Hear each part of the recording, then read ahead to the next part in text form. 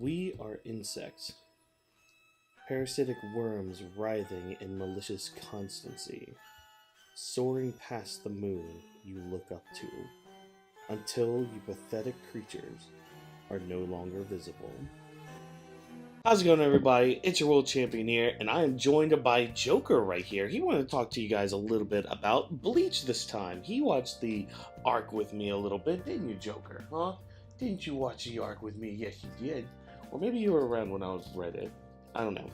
Anyways, he's going to be right here with me, and Sydney's also probably going to join in a little bit. But yeah, we're here to talk about Bleach. We're here with the second part of this Hueco Mundo arc, this battle within the palaces and all that. Ichigo just got jumped. We still got Uryu and Renji dealing with Szayelaporro. What's happening with Rukia? What's going to happen with Chad? All these questions are about to be answered in this second part of this arc. So without further ado, let's just dive right in to Hueco Mundo Part 2.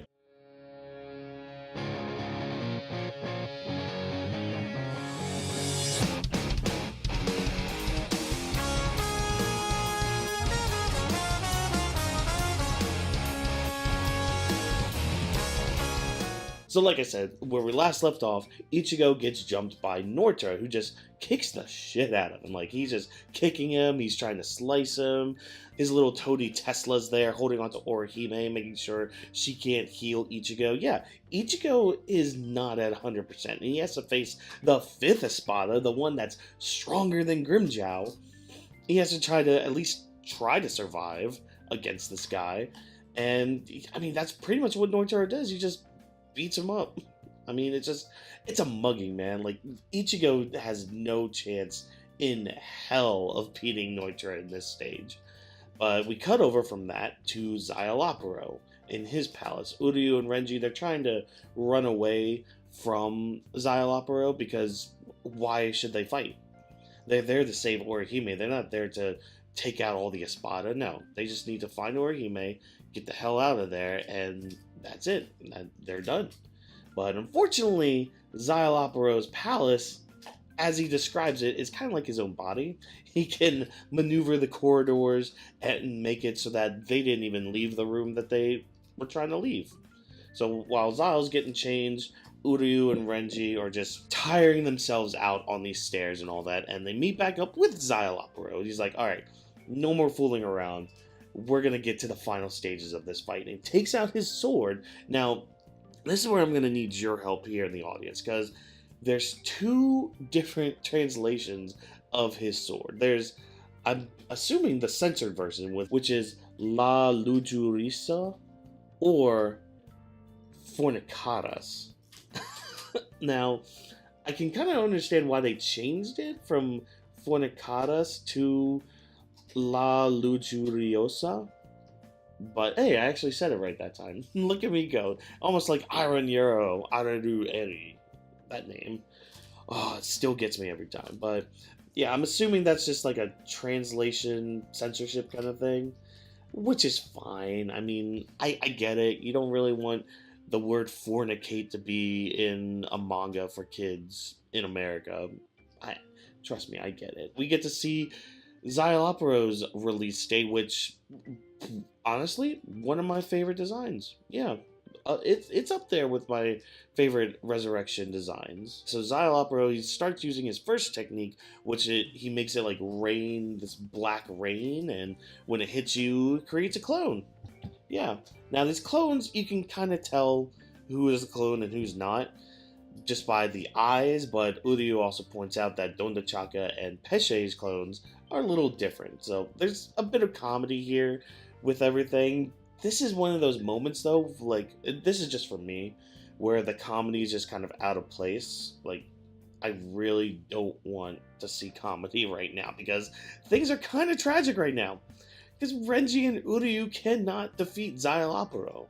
And even with Renji busting the palace up by having him and all his clones use Bankai. Yeah, fun fact, Renji's sword is now released, and he can use Bankai. But even then, like, they can't defeat Szayelaporro, because he captures Uryu and goes into his second phase of this final act, making a little doll of Uryu where he can just it's basically like a voodoo doll. And he like opens it up, and there's guts and organs in there. And he crushes Uryu's stomach. It's just great. But all the meanwhile, Dondachaka, like, he's freaking out a little bit, and Pesce a little bit too. We kept getting signs of how they're so nervous about Nell being in Las Noches that they really want to just grab her and leave. And we get that answer right here when we go back to Nnoitra versus Ichigo. I even struggle saying it's Nnoitra versus Ichigo because he just, again, kicking the shit out of him. But then he sees Nell, and he calls her by her full name, Nelliel to Overschwach, or however the fuck you say it. And turns out Nell is an Espada. Yeah. Now you might hear my dog chewing right now, but that's because she's excited about talking about Nell and everything. But yeah, it turns out Nell was a former Espada. Her and Nnoitra kind of had beef. It was mainly one-sided. Yeah, she gets pushed enough, and she transforms back into her adult form. Kubo. Kubo. With your female designs. That's all I'm gonna say. We're just gonna leave it at that. This is a PG program. Yeah, I might have just said shit probably for the 5th time, but no, this is a PG program. This is an 80s PG program. So yeah, now we get Nell versus Nnoitra, and we kind of get to see their backstory a little bit. How Nell, she was so much stronger than Nnoitra. Like, at the time, she was the 3rd Espada. So kind of put that into perspective. This is the 3rd Espada, the former 3rd Espada. We just saw the 4th Espada and how far away Ichigo is from that power.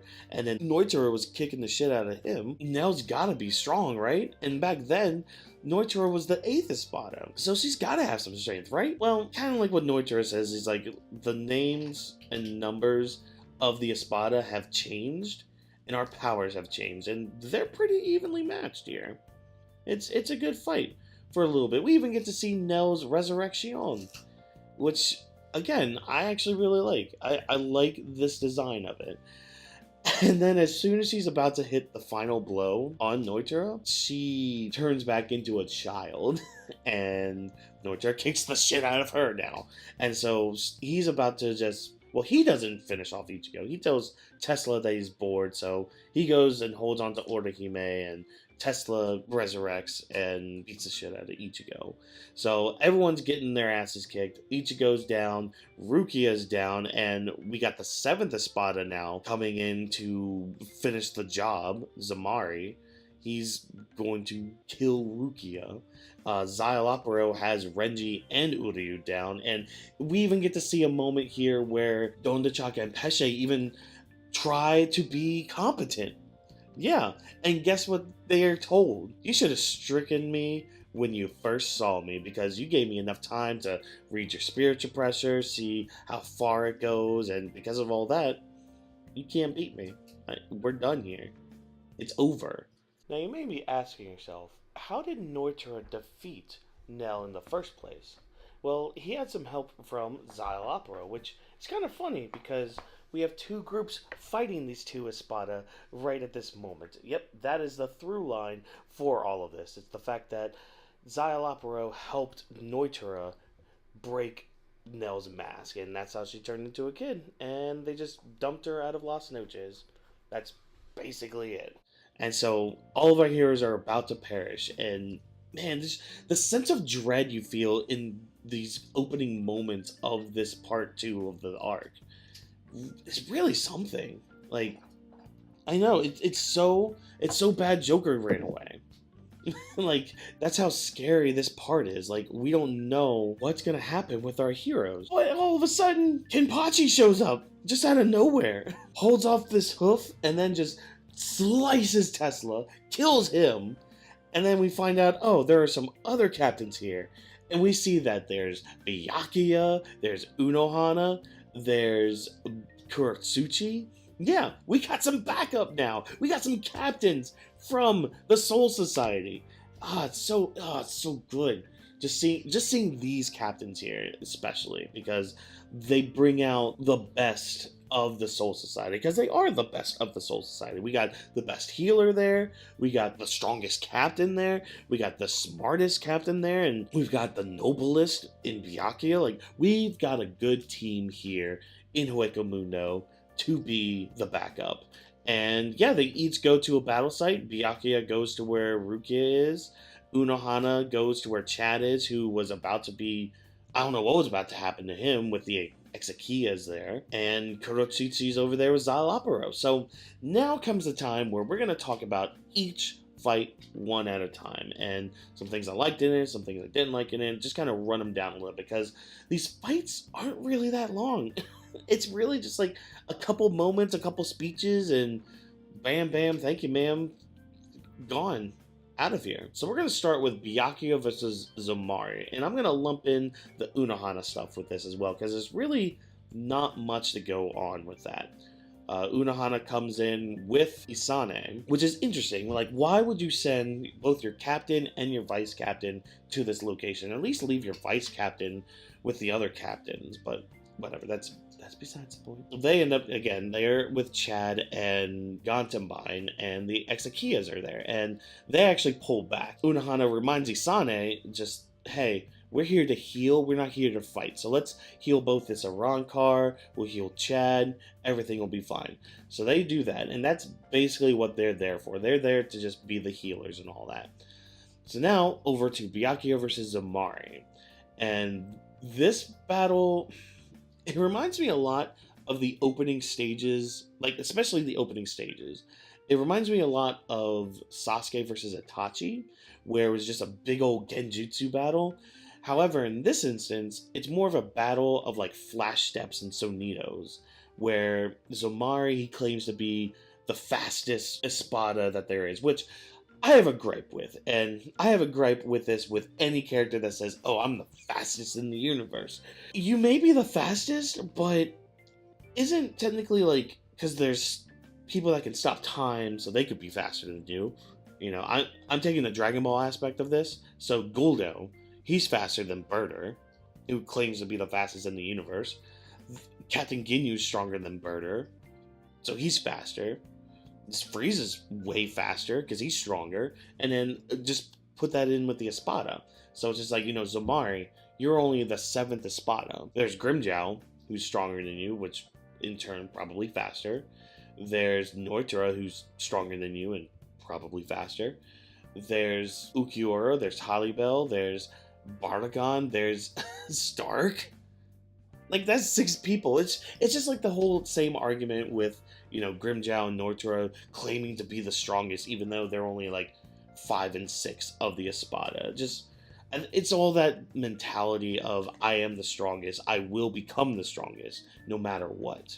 They're just shonen protagonists that aren't shonen protagonists. So anyways, they're having that battle. Zommari can, like, create up to 5 clones because of how fast he is. And then Byakuya is just kind of able to match him a little bit by using different techniques. Even one that he learned from Yoruichi. So that's great. And Zommari's like, okay, well, we're done with this. Quel Brujeria, which, not a fan of this design. It's kind of bloaty. It's kind of odd. I mean, it matches his power. He has kind of an odd power, which is kind of cool. He uses this technique called Amor, which he can basically take control of anything. So he tries it on Byakuya's leg, he tries it on his hand, he even tries to get him in the head, which if he gets you in the head, he can control your whole body.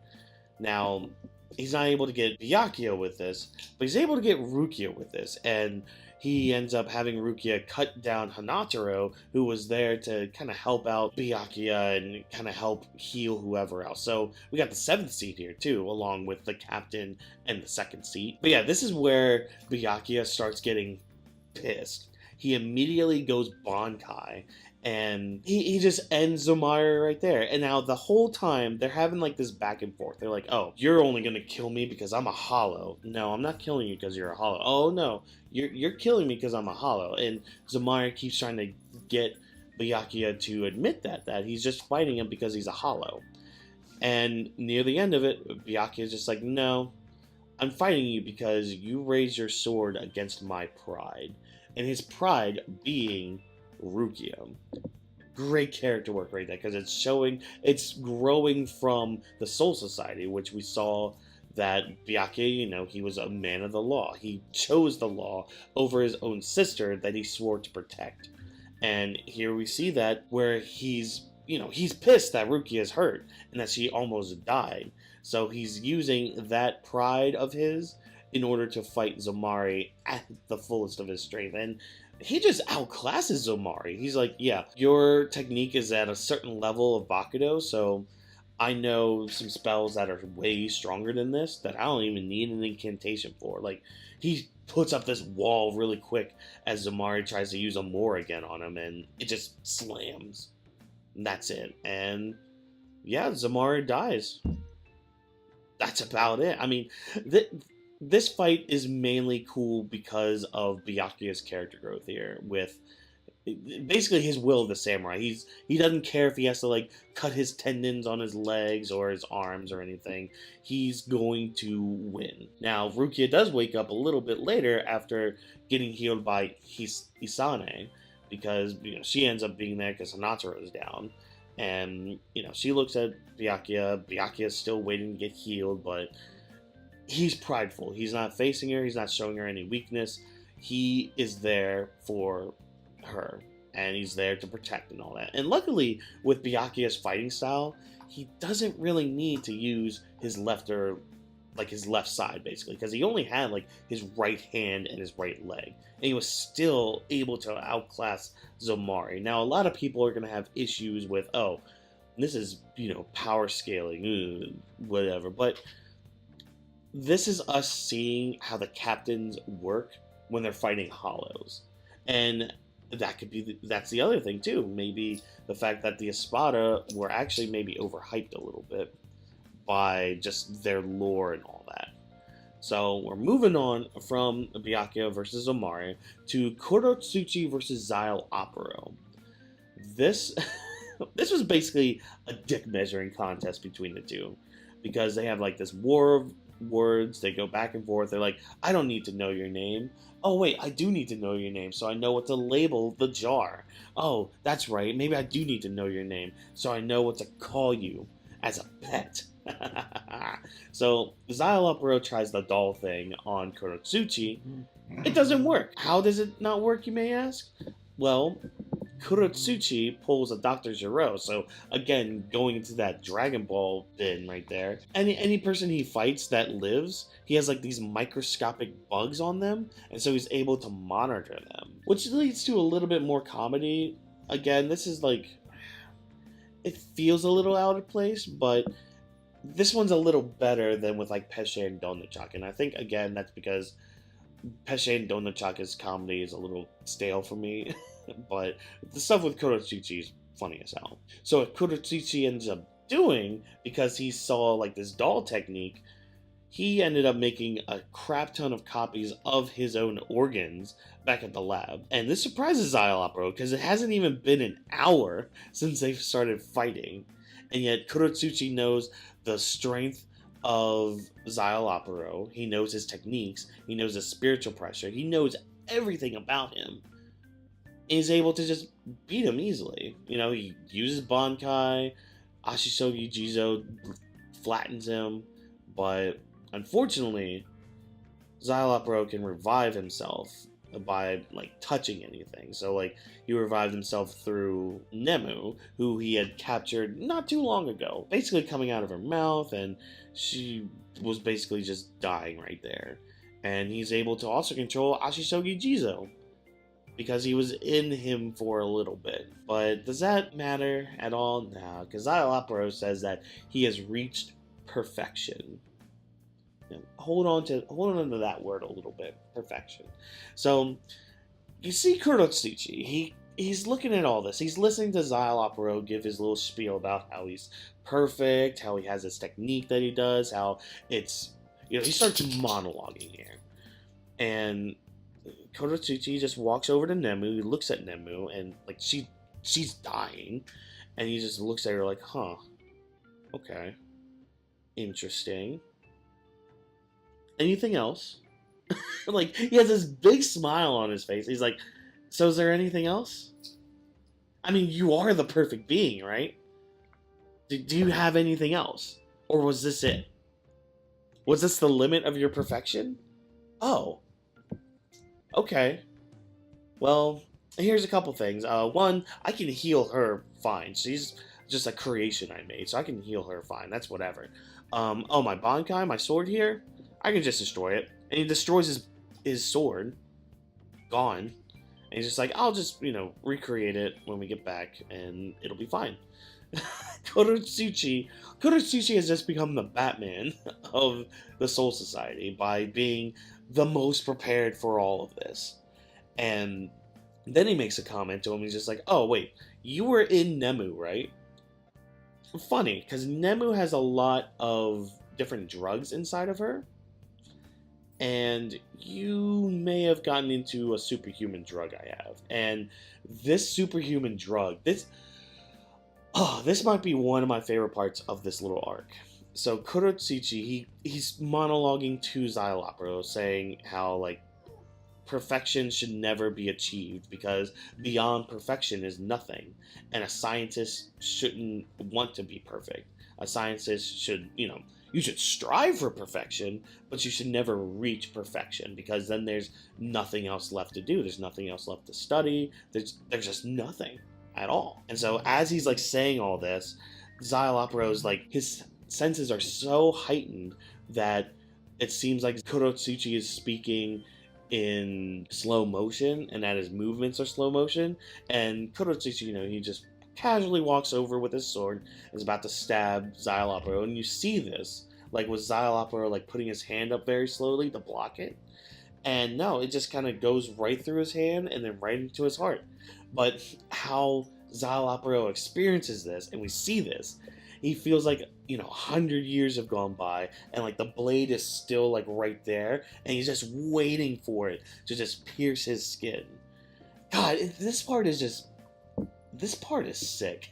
Like, just hearing Kurotsuchi talk about all this, and then reading it in the manga with that imagery and everything, it's intense. It can be very intense.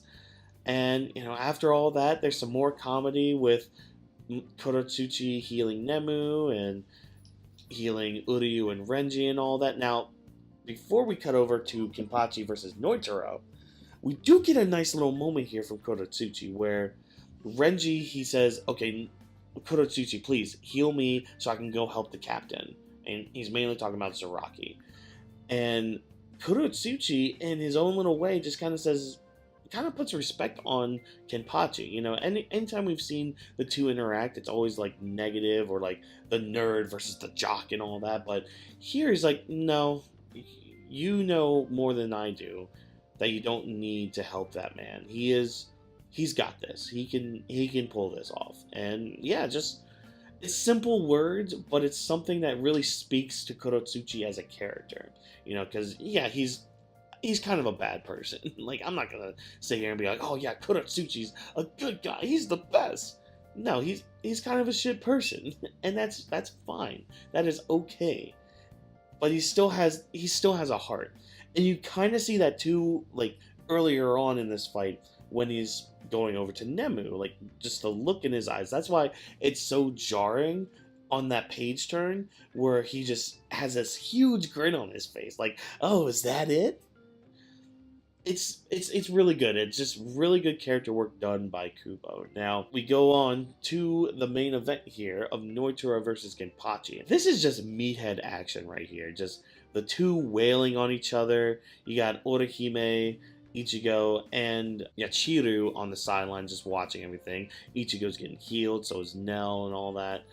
And we find out that Nnoitra has the strongest Hierro in the Espada, which Hierro is basically the skin. It's like skin armor, basically. But yeah, apparently Nnoitra has the strongest, or the hardest.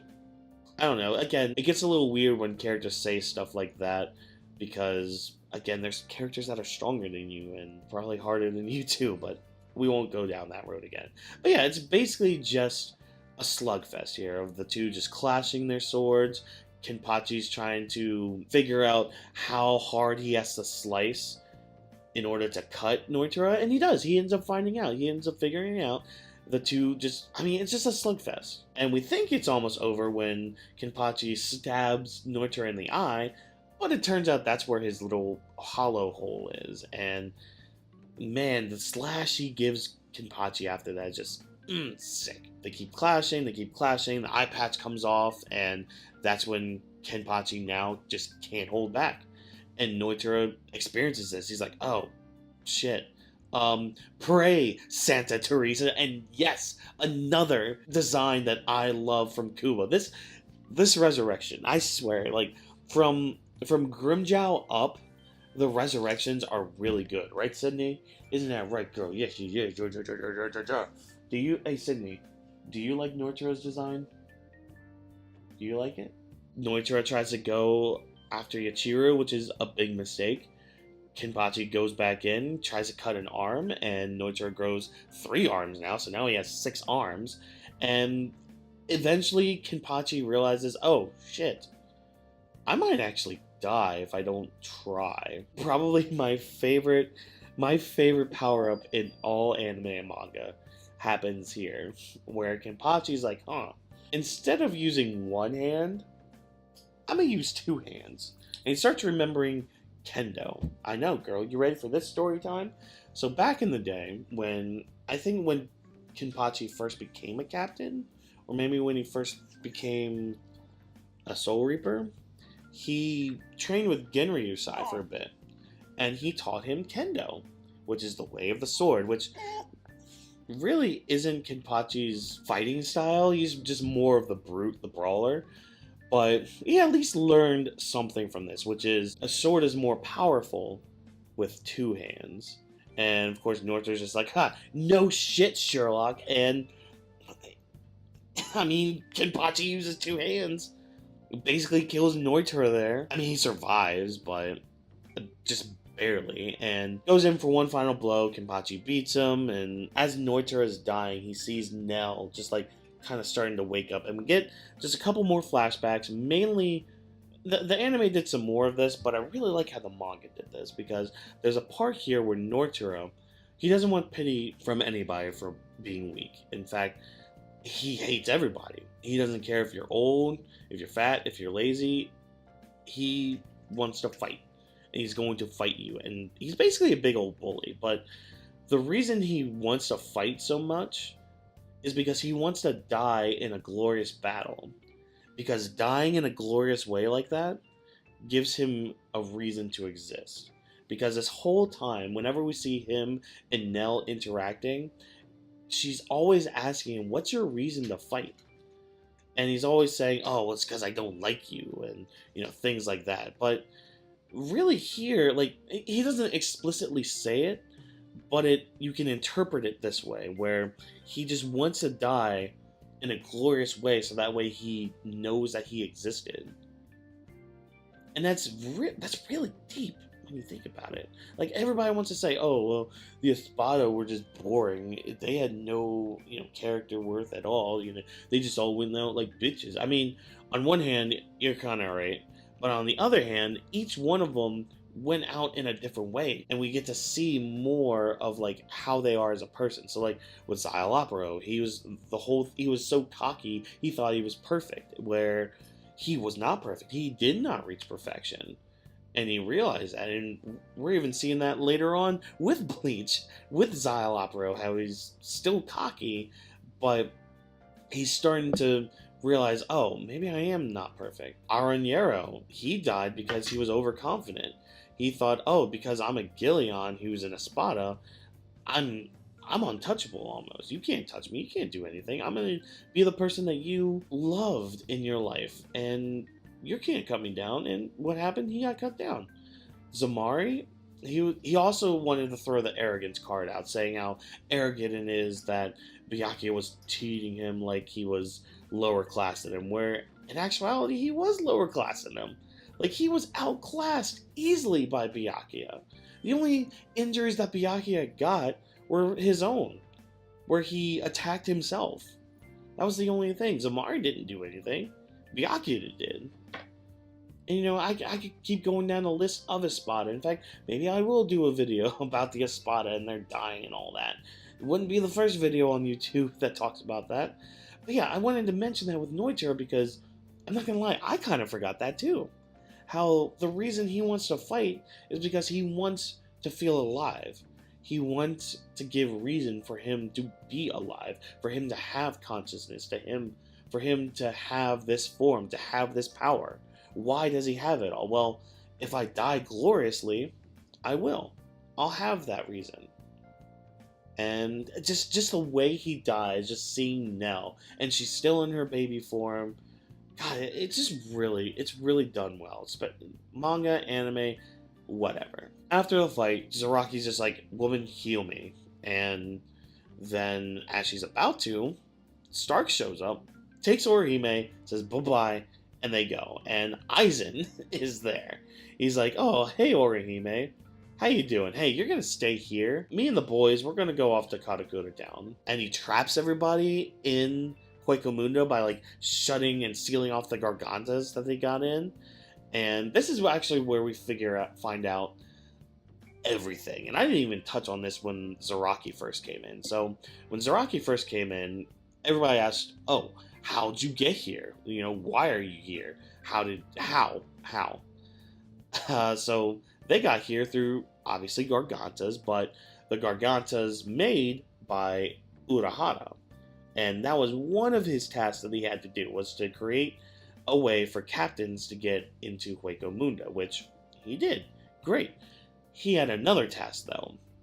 And this all had to do with Katakura Town, because Aizen needs to destroy Katakura Town in order to make the Oken to go to Soul King and do what he needs to do there. Urahara figured out a way to make a fake Katakura Town. And basically all the captains are waiting for Aizen there. And they all squad up. Aizen's there with his squad, and he's like, this is a cute little fake Katakura Town. Alright, where's the real one? Let's go. Where's the real one? And yeah, we'll get into more detail about the fake Katakura Town in the next arc. But as this arc wraps up, we find out that Ukiura has just gotten out of that little dimension that Grimmjow took him in, and he's in charge of Hueco Mundo while everyone's gone. He's there with Orihime. Aizen tells them where Orihime is, and basically says that his plan was to trap everybody like this. He tells everybody his plan. He was like, "Yeah, I had no use for Orihime. Yeah, her powers are useful, but that's the thing. It scared the Soul Society with her powers. So that's why I took her, because I knew if I did, you, Ichigo, and your friends, and some of the captains, probably, would have come here."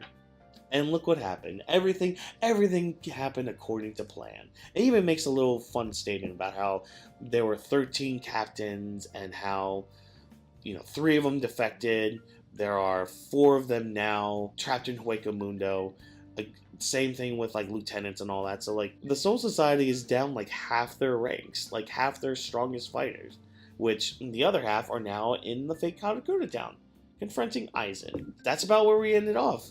With that, Ichigo heads towards Orihime and Ukiura, and he's gonna go do his thing there, and yeah, that's about it. So, overall, I really like this arc. There was a bunch of fights that happened, a bunch of quick fights too, but a lot of character work that happened with them. A lot of character work that I think a lot of people kind of forget about or try not to think about or anything. But a lot of good work done though. This is where you start to see just how Kubo is with his characters and all that. Whether they're just introduced in the arc, whether they are recurring characters or not, he's so good at just writing his characters and writing them in situations and writing them in ways that are believable with how they are as characters and as people and all that. Overall, if I gave this arc a grade, I'd give it a B+.